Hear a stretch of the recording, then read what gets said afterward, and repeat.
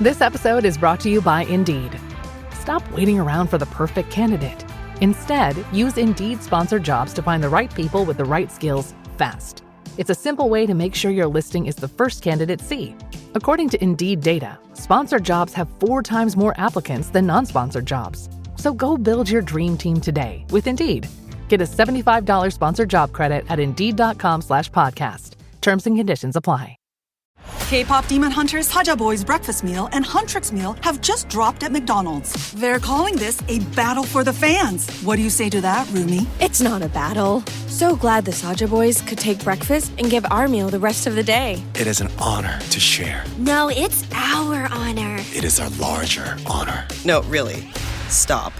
You can really feel the respect in this battle. Pick a meal to pick a side. Ba-da-ba-ba-ba. At participating McDonald's while supplies last.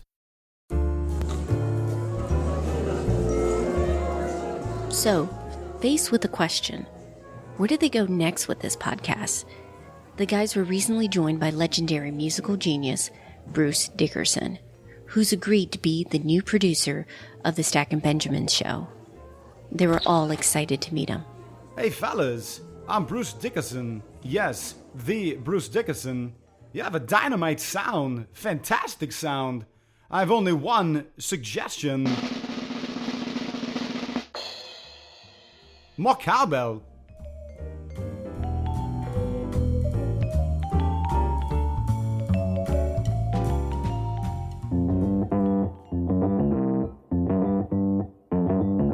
Live from Joe's mom's basement, it's the Stacking Benjamin Show.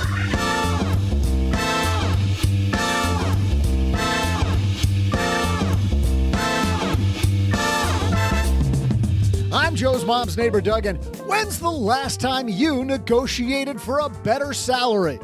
If you don't remember, then now's a great time. Helping us make negotiations a no-brainer, we welcome a woman who specializes in helping people to show off their accomplishments. It's the scholarship shark herself, Pam Andrews. And this guy last got a raise for more MREs for his underground bunker.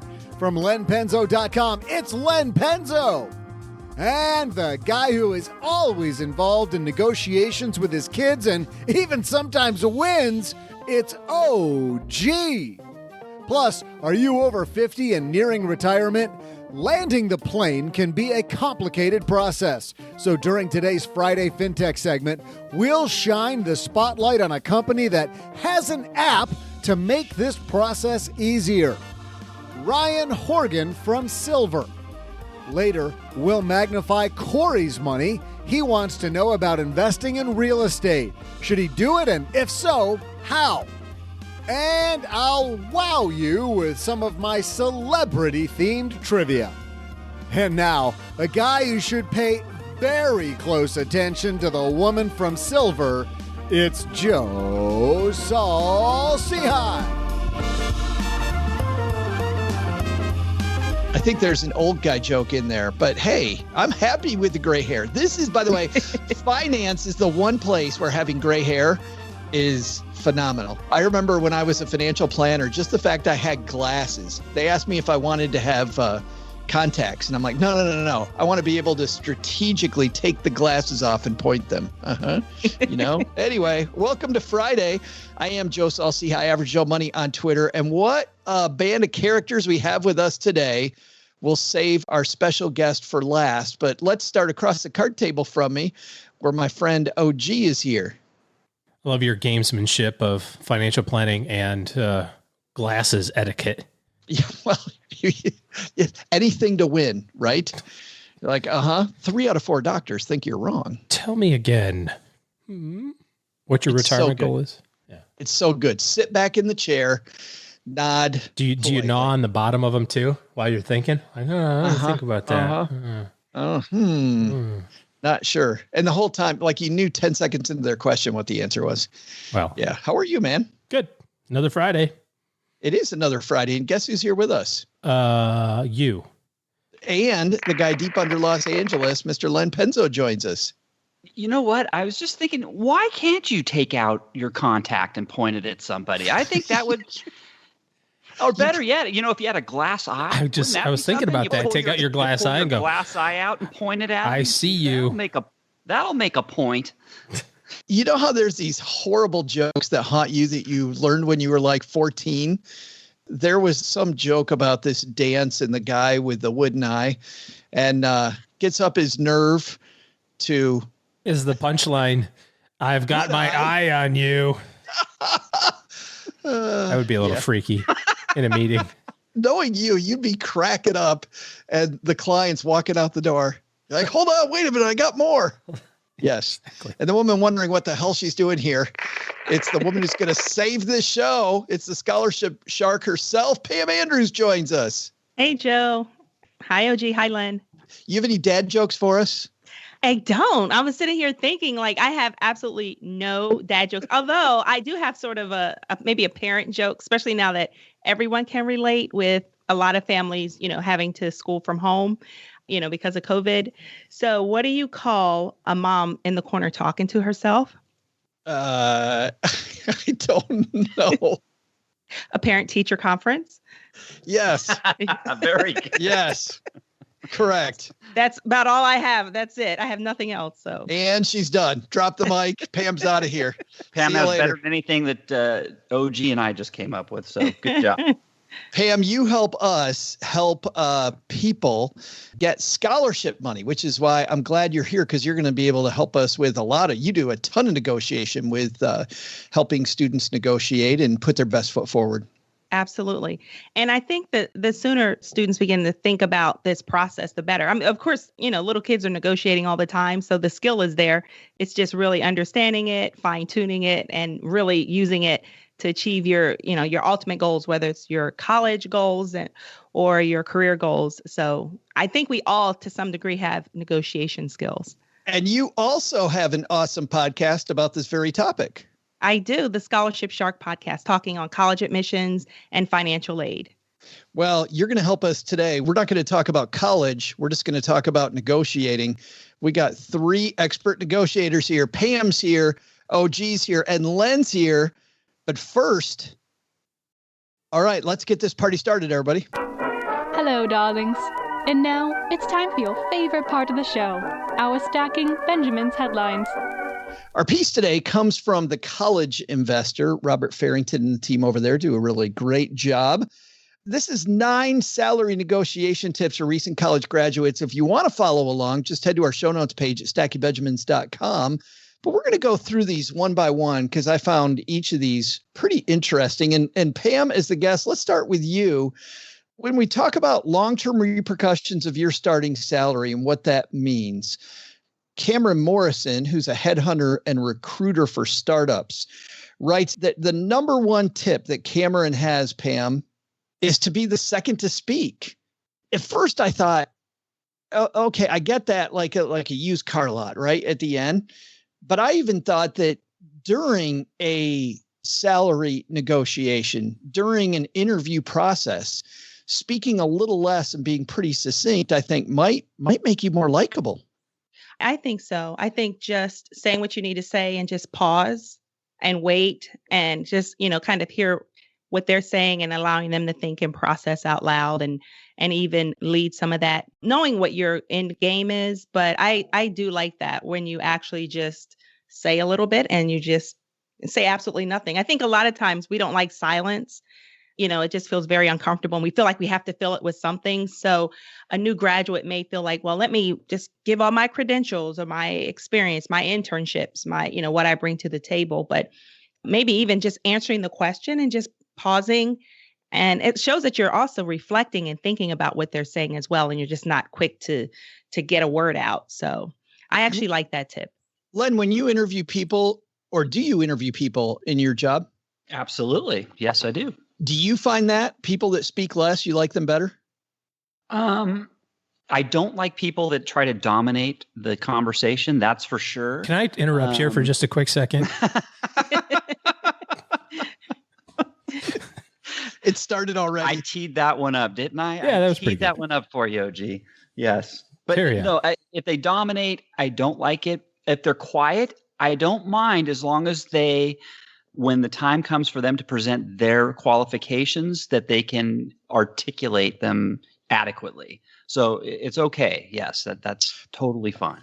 But I think it's for me, and Pam, I'm going to go back to you for just a second because this is what you do all the time. It seems like quiet is fine as long as you come across as confident, right? I agree. Quiet and meek is a problem. Right. And it's okay to maybe ask for clarity, so what I understand you're asking if you're not sure, but definitely answer the question, don't just kind of go in again with your own talking points just to get out what you want to get out, but answer the question because they're asking very specific questions for a reason because they have the job in mind. And I've recently talked to a few students who are pursuing internship opportunities, and we were just going over some of those things for the spring internships.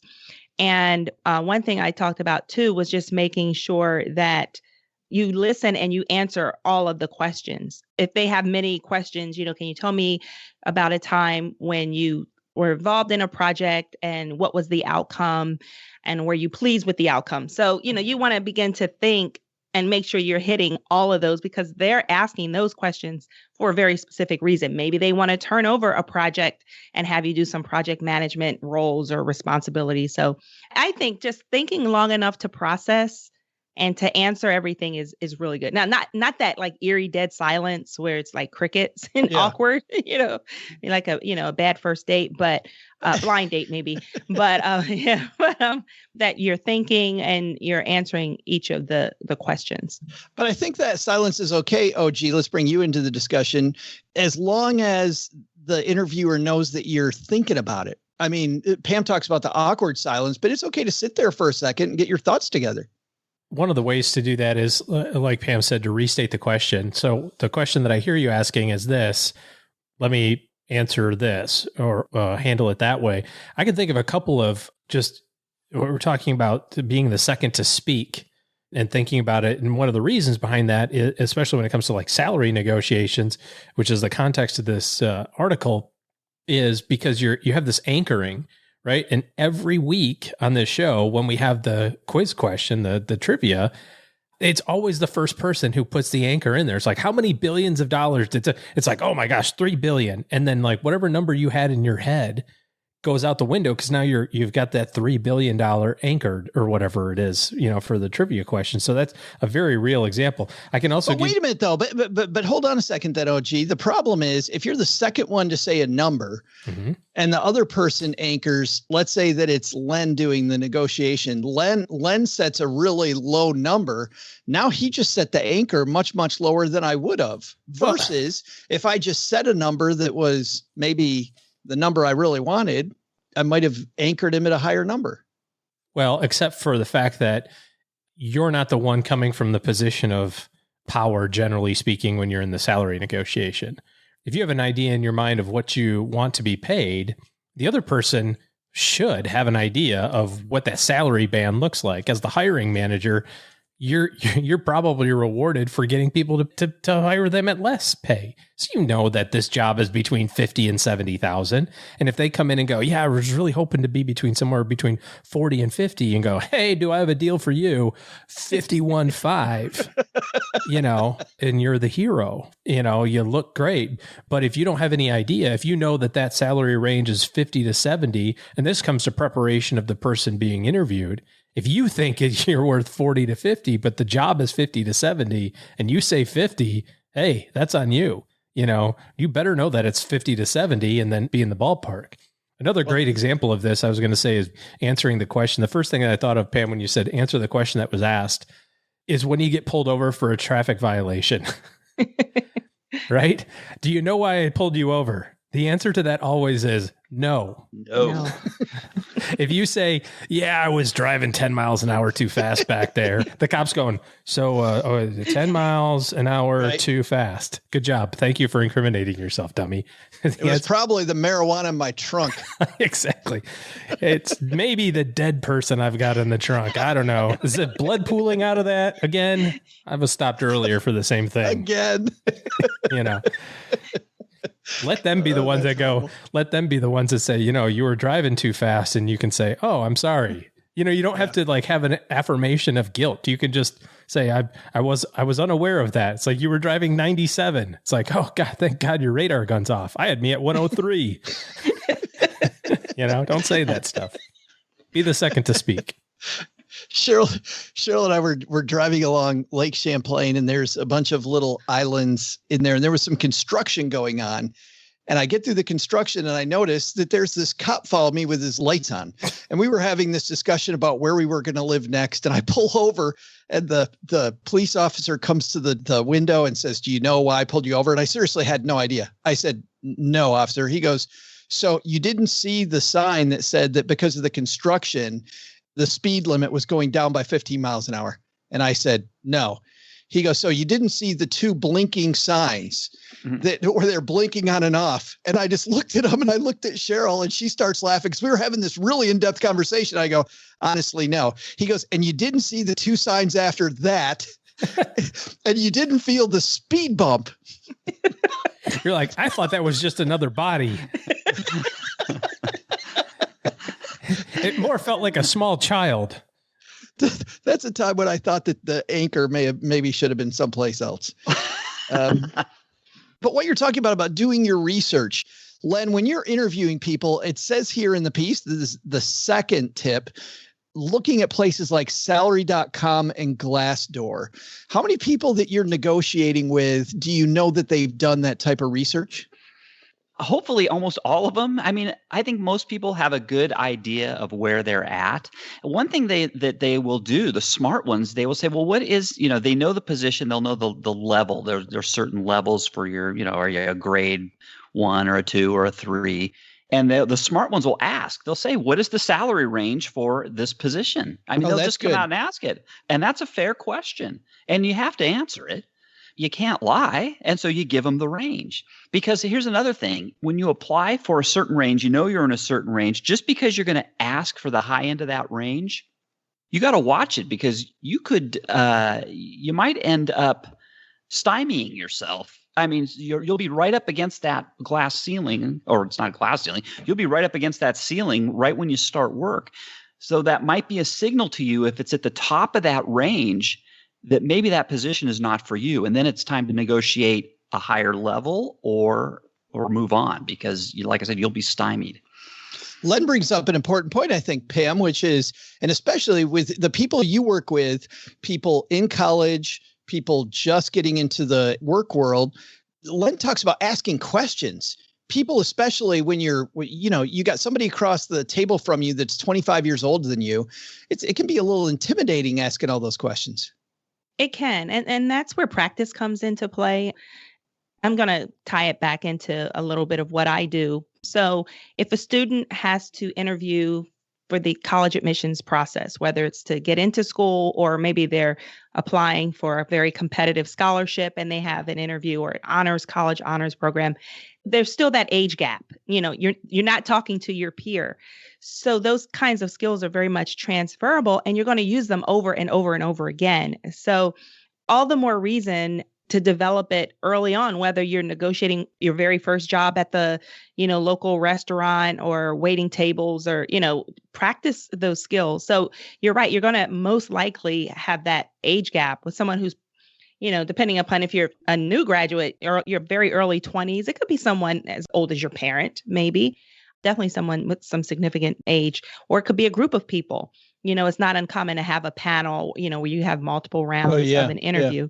And so knowing what you possess, again, doing your research. I love what you said about knowing the salary and asking, that's a very valid question. And then doing some of that research going in. I know LinkedIn, for some of the jobs, not all the jobs, and even Indeed, I've seen, where they have posted starting salary or maybe range. So it's on you to do your homework and to see, is this going to be in line with my cost of living and the salary I would like to start off with?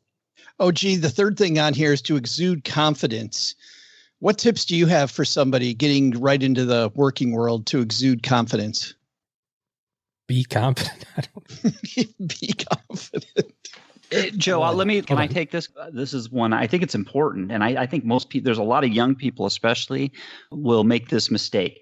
for me, from an interviewer's standpoint, and this is very important, exuding confidence, do not confuse that with BSing me, pretending to know more than you don't.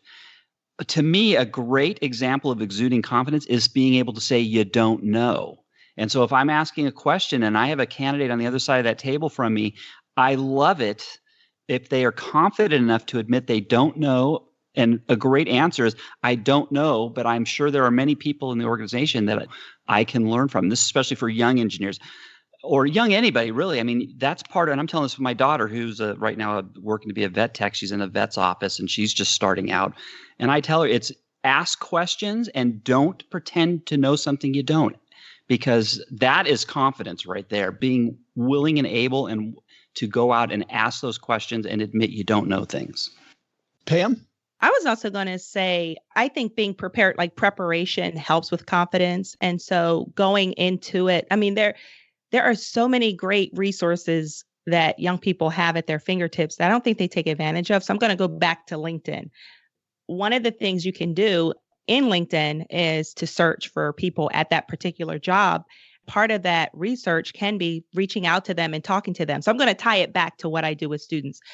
In the high school process, when they're considering colleges and looking ahead and thinking about schools, I tell them, and this is why I have, and you know this, Joe, in the Stacking Benjamins Scholarship Mastery, and that's a shameless plug for the program. But, one of the things that I require is that students in the very first module, they're building their LinkedIn profile.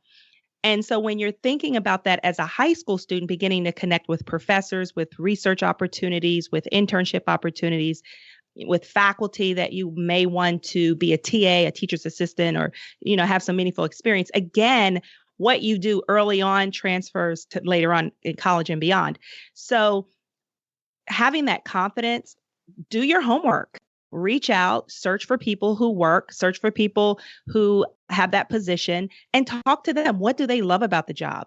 And then you can tie it back in and say, oh yeah, I had the opportunity to speak with a few people in the IT department and they shared, blah, blah, blah, blah, blah. The same way you do with schools. Tell my high schoolers, when you're in the interview for the college admissions, you're going to stand out when you say, yes, I spoke to Professor so-and-so and I read his publication in this journal. And it's like, whoa, what 17-year-old is doing that? So being prepared, take advantage of the online resources to learn more about the position and about the company as well. A lot of confidence from where I sit is nonverbal cues. And it was amazing when I was taught public speaking when I was with American Express and was one of 12 advisors that would go talk around the country, that they spent most of their time on the nonverbal stuff, not about learning how to say these words, or those were important too. But we spent so much time on lean forward, shoulder straight, on making sure that your clothing is freshly pressed and looks decent, and that you nod and you make eye contact with people. Eye contact is a big thing. So we would practice looking around the room at different people to keep them engaged. And obviously, after a time, you got so good at speaking with people that you wouldn't even think anymore about exactly what you were saying. You knew what you were saying. And I would spend most of my time looking around the room to make sure people weren't sleeping. Because whenever I look at you, you'd immediately wake up. You're like, oh, he's talking to me. And it was amazing how powerful that was. The nonverbal stuff, I think, is really important. And if you're practicing, practice that along with it. Practicing your salary pitch, they have next. You talked earlier, Pam, about practicing that. But I like this one, OG. Consider the offer. Cameron writes, this one feels a little like the don't call until after 3 days rule, which when you get the phone number of an attractive person, is just about as cheesy, but it does undeniably work. After a firm offer's on the table, ask if you can consider it overnight. Suggest you want to talk it over with your spouse or compare it to some other opportunities, or just say you want to think it over. This accomplishes two goals. First, it demonstrates you're willing to take the time to carefully think about important decisions. And then second, it also adds a little uncertainty in their minds as you mull it over. And if you say that you're interested, but you want more money, if you waited 2 days before you did that, it makes it even more impactful because they think you're really interested. Would that work with you? Well, I think that when it comes to any sort of big decision, whether it's a money decision or a life decision, even if it's the thing that you want, you have to take some time with it. You know, you can have the answer. You can say that this is what I want to do. We walked in the house and went, oh my goodness, this is where we want to raise our family. You only have to watch one or two of those like home buyer shows to watch the realtors go, don't say that to the other agent. Like, let me try to negotiate from a position of like, maybe they like it or maybe they don't. Like, just keep it to yourself. You know, there is some power in that. Even if it's the thing that you want, or it's the perfect job and it's a perfect offer. If you come jumping off the table, like, oh my gosh, this is exactly what I want. What does the other person immediately think? Dang it. I should have lowballed you a little bit more, you know, right? And so you want it to be just a little bit of a, for lack of a better term, cat and mouse a little bit, right? You want to have a little bit of gamesmanship in there. But I do think that it also gives you an opportunity to seriously consider all of the pros and cons. Because in the moment, you're going, this is exactly what I wanted. Is da da da da da. But then when you take a second, take a step back, talk to other people, like Pam said, or talk to your significant other, spouse or parents or siblings or somebody that's been down this path already, they can say, well, here's some things to also consider. Maybe the vacation policy isn't as great as you thought, or how come they're not offering you stock options instead, or something like that. That's great. Len, anything from your experience in negotiations and interviews that we maybe didn't cover? Well, I'm not an HR, so I don't negotiate from the company side of, but I can say from my own experience, what I've done is, personally, I'd say never set a number of yourself out there, and that was covered in the beginning. But once they come up with a number, think it over, and then when you come back with a higher percentage, or say 10% more, don't just say, I want, hey, I'm looking for 10% more. It's important to say why. Look, I need 10% more because the cost of living here is expensive. I've been looking at houses in the area, and I need this based on all the other bills I have. I have to have at least 10% more. Give them a reason why, and put that doubt in their mind that if they don't come through, they might lose you. Because they want you. If they didn't want you, they wouldn't have made an offer. They wouldn't have extended the offer. So you have the power. Once they extend that offer, you have the power. The power switches. So remember that. But give them a reason to put a seed of doubt in their mind that if they don't match your counter offer, that they might lose you. Pam, you're the guest of honor. You've got the last word. What's one other tip we didn't cover? I would also add, and it kind of ties back to what was said a little bit earlier, but make sure you're asking just one good closing question so that, again, they know that you're interested. It's almost like a hook where you're letting them know, even if you are going back and thinking about it, or you ask for more money, you're leaving them with something, again, where you kind of put the ball back in their court and it's not just with you. So that's the final tip I would give. Well, running a small business, as you may know, like I do, it is super fun, but it can also be very tough. And when it's time to get a loan, it can feel impossible to find the lender that you actually trust. Big banks say no. The internet, well, that's full of sketchy offers with sky-high rates and fine print you can barely read. Whether you need help covering payroll, managing cash flow, or investing in growth, you deserve better. And that's why I recommend the small business marketplace Fundera, which is powered by NerdWallet. It's a free, easy-to-use platform. It lets you compare real financing offers from trusted lenders, and it's all in one place. And what I like is that you don't need perfect credit to get started. There's no spam. There's no bait and switch. Just personalized options that fit your business needs. Nothing I like better than a place that treats me the way that they would want to be treated. Using Fundera is a super way to quickly compare options and make your best funding move the way any great business owner would. Here's the best part, though. For a limited time, when you visit nerdwallet.com/SB and fill out the no obligation form, you're going to get VIP treatment and talk with a real person who knows all the ins and outs of small business lending. And you can tell them specifically what you're looking for. They can tell you specifically which options you should probably consider most. Don't risk your business on unreliable lenders. Go to nerdwallet.com/SB to learn more and find the funding you deserve. Fundera Inc., NMLS ID number 1240038.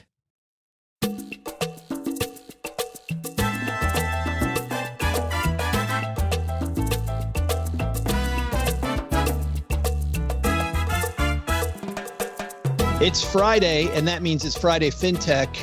But before we get to that, OG, you had one more thing. I was thinking about being memorable. Pam, you said be memorable. One of the activities that I do requires an application process, and you have to send in your resume of accomplishments and then also a picture of yourself because you have to look good in this thing. It's not podcasting. This isn't what I'm talking about. Something else.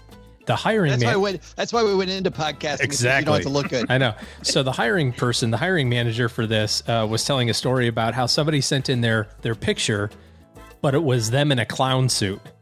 You're kidding me. He said, so, maybe this guy's definitely memorable. I don't know whether or not it's going to work or not. So you got to balance the risk reward ratio on that of being memorable. Don't show up to your interview in a clown suit. You will be remembered, but probably not for the reasons that you thought. Well, and I've heard though, Pam, about sending like your resume in some, different colored paper or sending scented, some like lilac. You open it out with there's glitter everywhere. You want to be one of those? That's like fluff. It's fluff, and people can read through that. And when you've got substance and you show up with substance, that's what stands out. So no clown suit. Got it. No clown suit. I love how we have a segment so good it spills over into the next segment. This segment, though, is our Friday FinTech segment where we love all the cool apps on your phone, all the new things, all the people out there that are dreaming up new ways to be better at money. And today we've got one.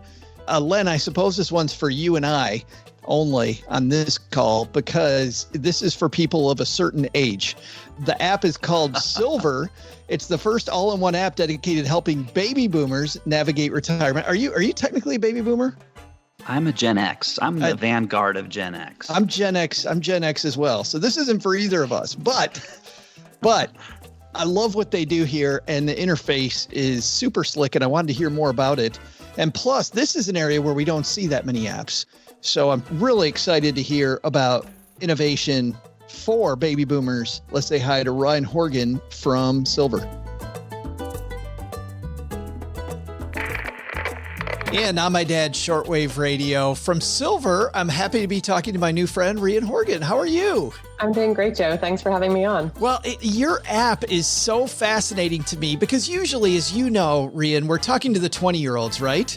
And 20-year-olds maybe can come along for the ride if they want to know ahead of time what to do. But tell me about the origin story for Silvur. So I was really inspired by my own family to build the app Silvur. I had worked at JP Morgan for about 17 years and so had become that trusted child in my household that was helping my parents navigate retirement. We had this conversation probably for a decade about when, but about 5 years ago, the conversation shifted from when to how. And it was the how that really boggled my mind. Here I am, someone who's worked in finance for 17 years, feeling pretty financially literate. And all of a sudden I'm buying this 300-page book on Social Security. Right. I'm reading the 50-page. Yeah. For people watching the video, tell them the book that you have up. It's Get What's Yours. And it's 360 pages of rules on how to navigate Social Security. And I thought to myself, how is the average person going to be successful if they have to read 360 pages? Like a good Gen Xer, I went on the internet and I went onto the Social Security website, and there I found 10 calculators to help me calculate my Social Security benefits. And it just all kind of blew my mind. So I saw all this as I was trying to help my own parents. And I thought to myself, there's got to be a better way. I was already using platforms like Betterment myself to help manage my own retirement savings. But I realized really quickly that there was this big difference between people that are saving for and accumulating wealth for retirement, and then this whole decumulation journey. So, figuring out when you're going to elect Social Security, what you're going to opt into in Medicare, which account you take savings out of, on a monthly basis in retirement. It is a new set of decisions. And for some reason, technology had not come to the space. So we were forcing this consumer to go back to this old school way of talking to a financial advisor, a planner, an accountant, the list went on. And I knew that there was all this technology. So I thought to myself, how about we take all this great tech rails that have already been built for fintech, and why don't we apply it to this big problem that this consumer has, which is some of probably the most consequential financial decisions they're going to make of their lifetime. How do we actually build an app that empowers them to make these decisions? Well, not only with your own family, But I have to imagine, Rhian, also from your time at JP Morgan, you know as well as I do, this is when everybody freezes, right? There's so many big decisions to make. And to your point, you're holding up a 350-page book written by these experts in the topic. Like, how do you make it so that it's accessible for people? Yeah. So one of the core values at our company is how do we be human in a world that sees numbers? Like, we've built all the algorithms for Social Security. So I can tell you it is complicated, but one of the beauties of working in technology is that we can build an interface that makes it really easy for the consumer to now navigate these decisions. I think a lot about is there's a lot of very interconnected decisions around healthcare and financial decisions in retirement. If we build great technology, we can really expose the pieces that matter to the consumer rather than forcing them to read this whole 380-page book. Right. You know, and so I think it's just the mindset is, I want to give you confidence. I want to empower you. I want to let you live your best next act. And right now, this consumer is feeling very cautious. These are big decisions that they often can only make once. And so I saw you've downloaded the app. Like, the whole app it's really about making you feel comfortable and empowered about the decisions you're making. It very much was. It was super easy for me to download immediately. It has these warm, comforting colors. Very easy. It says step 1 of 2, getting started. So I know there's only 2 steps that I need to take, which also makes me feel confident. Walk everybody through it if they haven't downloaded the app. If I download Silvur, which by the way is Silvur, what do people get when they download it?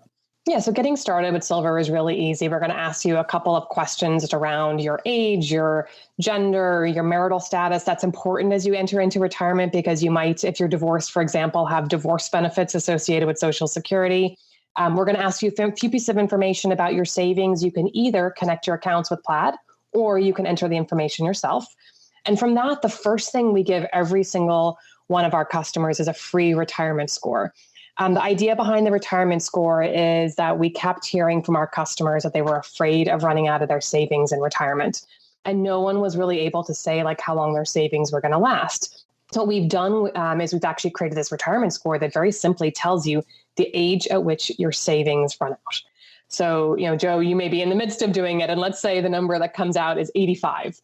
I don't know a lot about how you feel about longevity. If everyone in your family lives until they're 95, you're not going to feel like that number is good. And you're going to look to us for advice on how you can improve the number. But if most men in your family live until late 70s, a number of 85 might actually be perfectly fine. So that retirement score is really intended to kind of hit at the heart of this new challenge that baby boomers have, which is they have to make sure that their savings last a lifetime. And so what we do through that score is then we give you very simple ways that you can extend the life of your money. It might be adding part-time income in retirement. A lot of people are not moving into retirement, from full-time to not working 100%. They're often transitioning in with part-time work. I think a lot of us have actually seen during COVID that our spending has been reduced, right? As we transition from going to the movies to having a Netflix membership, seeing the power of reducing your spending by $250 a month could add 2 or 3 years to your score. So it gives our customers these, I think, really achievable things that they can do to add 2 to 5 years onto their score. Well, and I love that too, just being able to play with these numbers and see what this one simple action does. And I imagine you got to have a lot of users then, Rhian, that do either or. Well, I might go back to work, or I might just reduce my spending a couple $100. Yeah, the behavior that we see is this kind of what if? So what if I did this? And so I think if you're in your mid 50s to early 60s, you have kind of this mental model of what you think your next act looks like, but a fair amount of it is still flexible. And so what we find is that consumers are coming to us and it's this one place that they can come, that they can move all the pieces at once. And that's been, I think, really empowering for the consumer to see is that, you can you don't have to work 5 years longer. It could be about reducing your spending, or it could be about moving from New York to Florida, or it could be about adding part-time income. It doesn't have to be you have to work 10 more years to make this work. I have to divide my audience in half right now, and I'm already hearing half of them groan and the other half get really excited because I'm going to ask just one super nerd question. Sure. Which is, how do you base that end date on? Is that like a Monte Carlo score? And see, now I'm already losing half my audience, Rhian. Is it a Monte Carlo score? Is it an internal spreadsheet? Can you tell us kind of how you come up with that number a little bit? Yeah, sure. So we have over 3,000 data points that we're using to create this retirement score. And so some of that is industry data, Social Security calculations, Medicare costs, inflation estimates, tax brackets. So that's all, no matter who you are, we're going to pull that data set in, but then we're going to pair it with the personal information you've given us about your profile. You know, are you married? Are you single? What age are you? What do your retirement savings look like? Where do you live? And we pull all that data together to come up with that score. Awesome. And for the half of you that I lost there, we're back. That's the only one I had. For the nerds out there, the Uber nerds, I'm sorry, that's all I'm going to ask there. You can look into Silvur yourself and find out more. The app is free. It's super easy to use. I can play around with it. This is all my understanding. Correct me if I'm wrong. How do you guys actually make money then? Yeah, so today the way we make money is through our retirement store. And here we've brought together a series of partners who have the products and services that our customers are going to need as they retire. So think about navigating pre-Medicare healthcare plans or buying Medicare for the first time. We have a partner that we work with, and we're an affiliate of theirs. Same thing, a lot of our customers are thinking about refinancing their homes or downsizing and buying a new home as they transition into retirement. What we've done with those partners is we really try to think about what are the big trends, what are the big decisions this customer is making, and how can we make sure that these decisions improve their scores? So these partners, what we're doing is we're showing you the savings that you get by working with them, which ultimately, go back into our long-term goal, which is make your money last longer.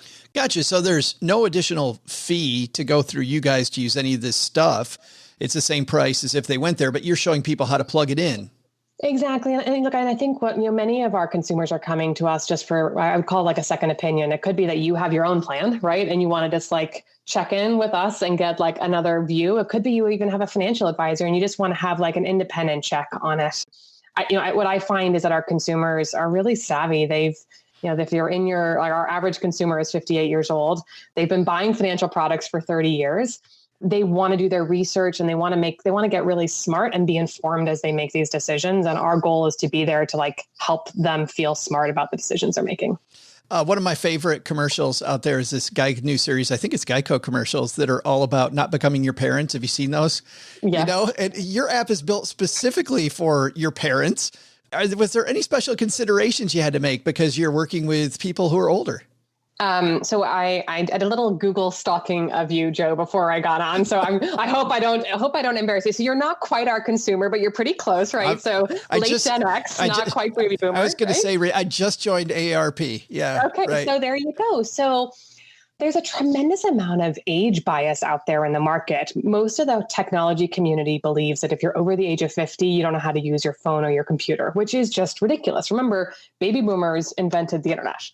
The reality, however, is that if you are 58 years old, you do navigate the internet differently than a 40-year-old. And like myself in my early 40s, I navigate the internet differently than my 6 and 8-year-old child. So my children grew up in a world that everything was touchscreen, right? And so they touch everything and are kind of shocked, like the concept of a mouse is kind of foreign to them. So what we've done is we've just spent a lot of time really with our customers, making sure we understand how they navigate these decisions. And I think probably the biggest surprise that we've seen is that, and particularly when I contrast it to the stereotypical millennial, where I'd say the stereotype is that a millennial wants everything easy, fast, quick. What we have seen with baby boomers is that these are really important decisions and they want an experience that allows them to spend time with us. And that's actually why we developed the app, because we wanted to create an ecosystem where you could read articles about Social Security, you could play with the Medicare calculator, you could change your zip code and think about like, what did Florida look like versus New York? Spending time to really understand how do you design that experience. The other thing I would say is that, and we talked a little bit about this earlier, is that, we use a company called Plaid to help pull our customer data in. But what we found is that a lot of baby boomers have never used a platform like Plaid before. Yeah. And so we give you the option to either add in asset account details yourself, or you can connect it with Plaid, because what we know is that our customer hasn't done that before. And so I think you have to really listen to your consumer. You design an experience that makes them feel empowered. I do not believe in the narrative that if you're over the age of 50, you don't know how to use your phone or your computer, you're just using it differently. And so the next time if you're in your 20s or 30s today listening to this podcast, if you're laughing at the way your mom and dad are using their phone, remember that app probably wasn't designed for them. It was probably designed for a 25-year-old. And so what we're laughing at is them trying to interact with a product that actually wasn't built for them. Yeah. And I do think those stereotypes, I mean, as a guy of my age, I do think some of those stereotypes are so off. But I will say this, I am reminded by Cheryl, my spouse, that the waiter doesn't need to know my name. I am reminded of that from time to time. And the construction people out taking care of our house, they don't really need me looking over their shoulder, telling them which wrench they should use. I used it on Apple. Is it also available through Google? So today it's available on Apple. This year we'll be bringing a lot of it actually to the web, and through the web you'll be able to access it on Android. What we've just found is that our earliest customers were mostly on iPhones, and so that's where we started. Yeah, but that'll also make it so I can use it on my desktop too. Exactly. Yeah, which is cool. And is that the big thing you're working on right now, Rhian? I know that founders like you are always working on and thinking 3 steps forward. Tell us where you plan to go in the future. Yeah, so a couple things we're working on. One is going to the web. We know a lot of our customers today actually keep a lot of information in spreadsheets. And so it's really how do we help them navigate what's in their spreadsheet, bring it back online into looking at the web as part of that solution. Going deeper on the categories that we know our customers care about. I've mentioned relocation a couple of times. Yeah. Our customers are thinking about moving, and I can tell you that your retirement score can often change by 5 years just by changing your zip code from New York to Florida. And so, really spending time on developing the features that help our customers. And the third thing is this intersection of health and wealth and retirement. I've been really blessed in my life that I have not found healthcare to be a financial issue, but I will tell you that every single baby boomer I talk to speaks about healthcare in a financial term.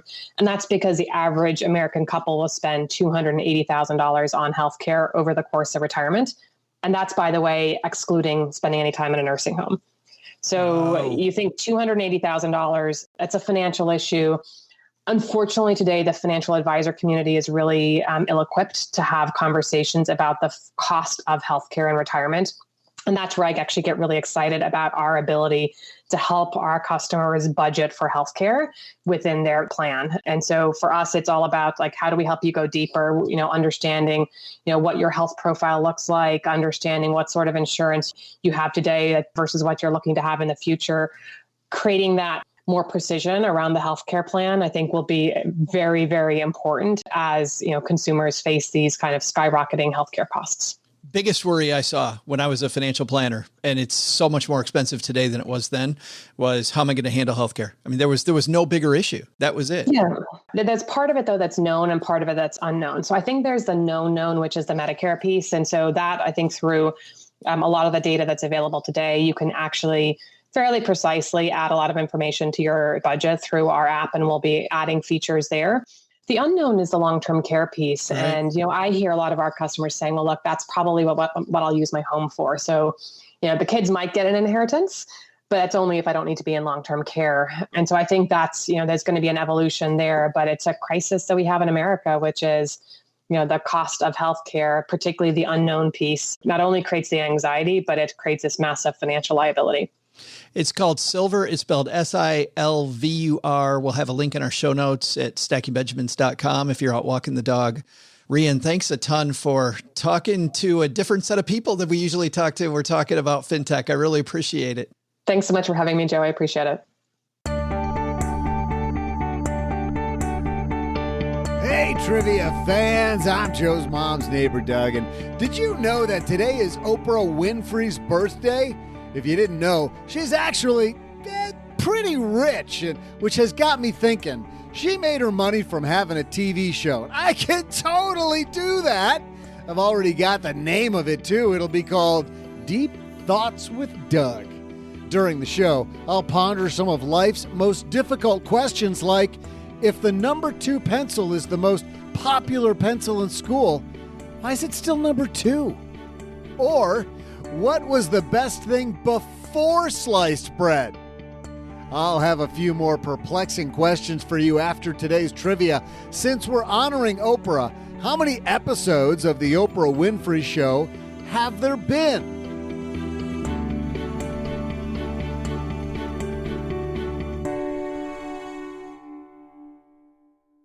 All right, Stackers, you heard Doug. Normally at this point in the show, we have a competition between our roundtable participants. But guess what happened? When I went to talk to Rhian, my internet gave out and we abruptly had to finish that session, and we were not able to finish it. The good news is all we had left was a Magnify Money question, and we had the trivia. So today, instead, we're going to have you play the trivia game. Now, I do know this. Len actually won this trivia question. So our question is going to be this.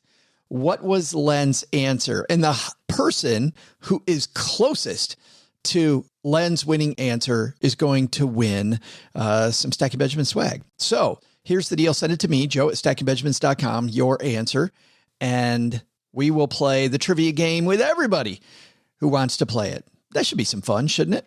So think about the answer to the question. If you want, go look it up.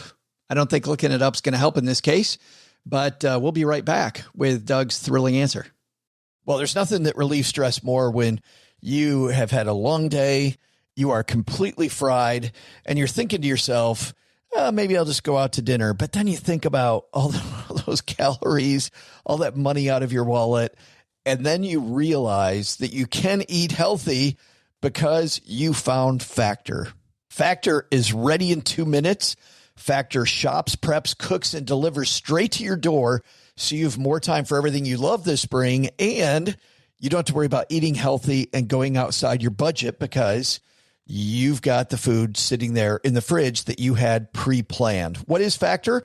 Well, Factor has meals built around your goals, whether that's weight loss, overall nutrition, more protein, or GLP-1 support for strength and workout recovery. Check out Factor's Muscle Pro collection. Every meal's crafted with functional ingredients, lean proteins, colorful veggies, whole foods, and healthy fats. Factor bans 175 plus ingredients. No artificial colors or sweeteners, no high fructose corn syrup, no refined seed oils, just nutrient-dense foods. It's fresh, never frozen, over 100 rotating weekly meals, including globally inspired flavors like Mediterranean and Asian, so there's always something new to look forward to. I use Factor. I think you're going to love it too. Head to factormeals.com/SB50off, stackers, and use code SB50off, and you're going to get 50% off and free daily greens per box with new subscriptions only while supplies last until 9/27/2026. In business, there is no room for guesswork. Every shipment matters. Every deadline counts. And when you're trying to keep operations running smoothly, the last thing you need is uncertainty.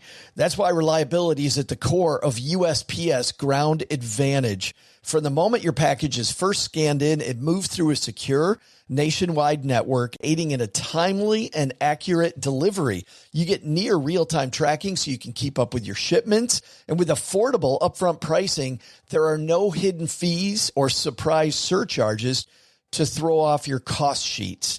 It all adds up to predictable deliveries you can depend on, because knowing your logistics are handled lets you focus on everything else, your customers, your team, and the future you're building.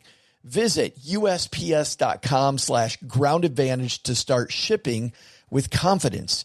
USPS Ground Advantage. We mean business.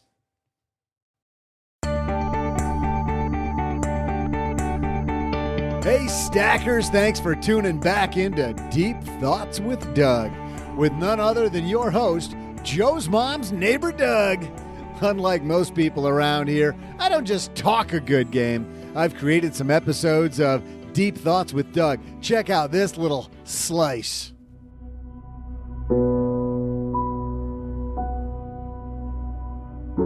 Time for another Deep Thought from Doug. Did you ever realize that we all have about 2 minutes to live, but every time you take a breath, it resets the clock?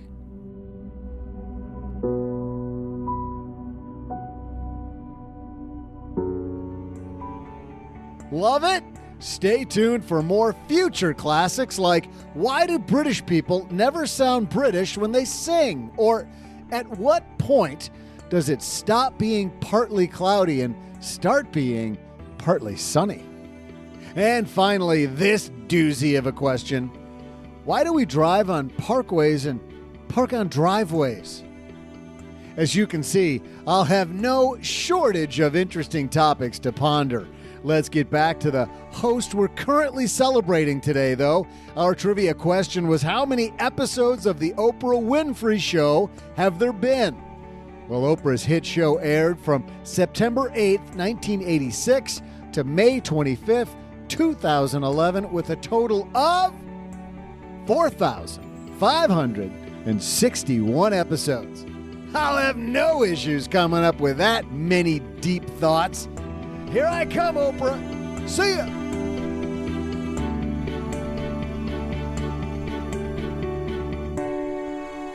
And there you have it. 4,561 episodes for Oprah Winfrey. And I can't believe those shows ended in 2011. It just seems like she was such an iconic and still is such an iconic figure that you just think of the Oprah Winfrey show still being a part of the fabric of our day. And it's been gone for a decade. Hey, let's take out the magnifying glass today and help somebody do better with their money. Today's hotline call comes to us courtesy of MagnifyMoney.com. When you go to StackyBenjamins.com/MagnifyMoney, you'll find those financial products you use every day. They're nowhere near best in class. If you're going to compare checking accounts, savings accounts, consolidation loans, no fee, low interest credit cards to roll your high interest debt to, whatever it might be, StackyBenjamins.com/MagnifyMoney helps you get there. And today's a treat for me because I get to answer Corey's letter by myself. Say hi, Corey. Hey, Joe and OG. Real estate question for you. I'm 26 with job stability and decent retirement and brokerage accounts, and I'm looking for more ways to build modest cash flow and long-term diversified wealth. What are your thoughts on investing in real estate? And if I'm choosing between REITs or hard rental properties, which would you choose? I want it all to be as passive as possible and maximize cash flow and long-term value. Thanks, and please make sure Doug is wearing clothes when he reads the credits today. Can't have him running around the neighborhood naked. We cannot, Corey. Thanks for the question. And we did ask the roundtable team all what they thought. We started out with Pam, who has no experience in real estate. And her answer, Corey, to your question was that she thinks sticking with REITs is the easier way to go. Of course, you can get involved in individual properties, but there's so much to know.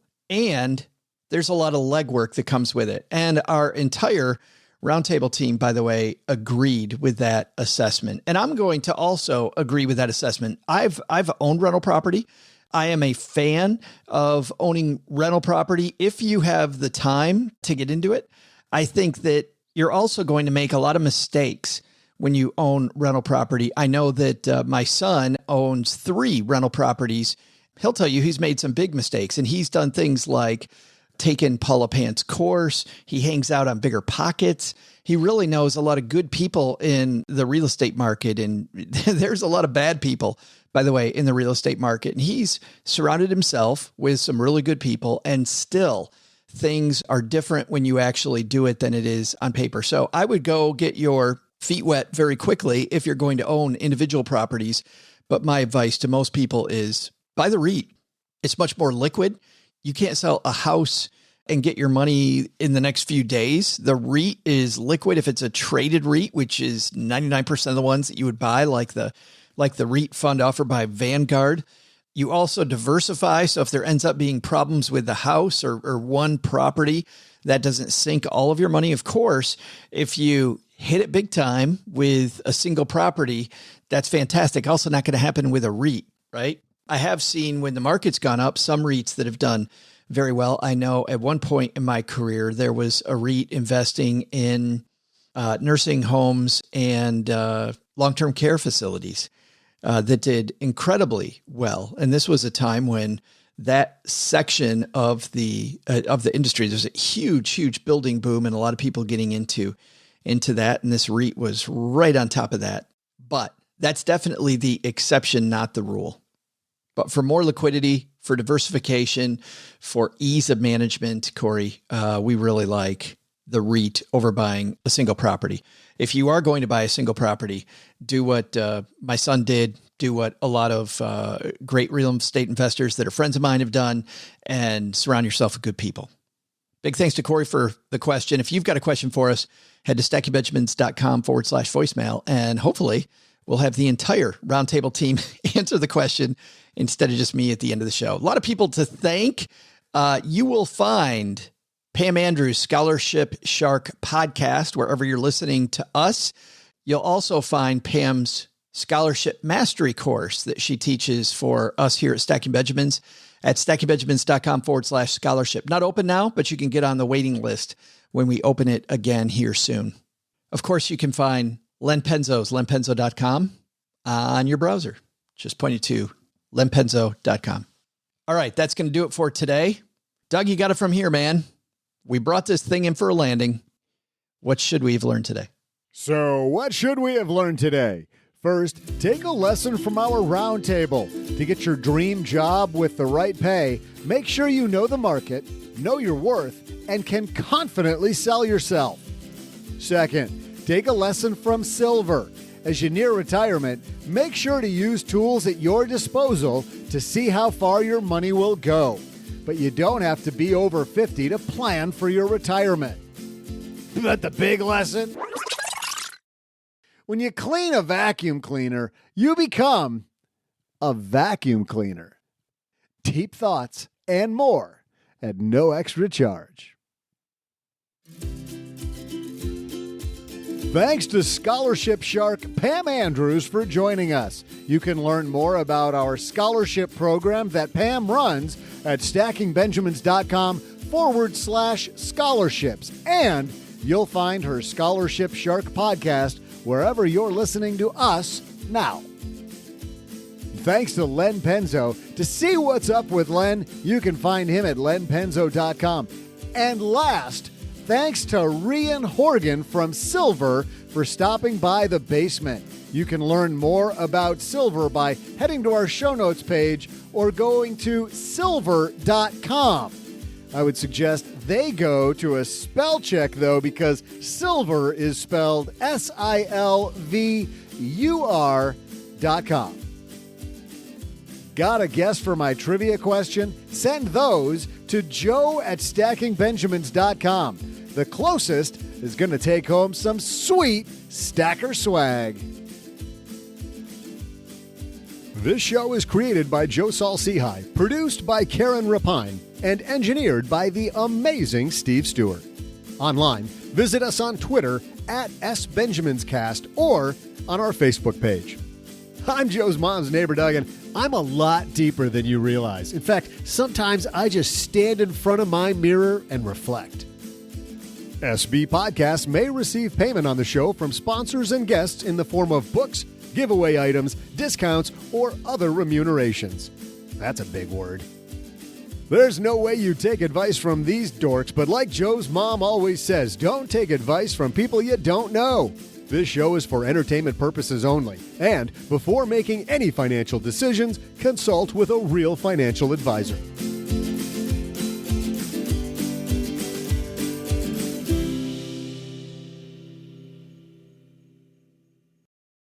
What was that? It's called the medium sketch. The medium sketch? Yeah, it wasn't rare and it certainly wasn't well done.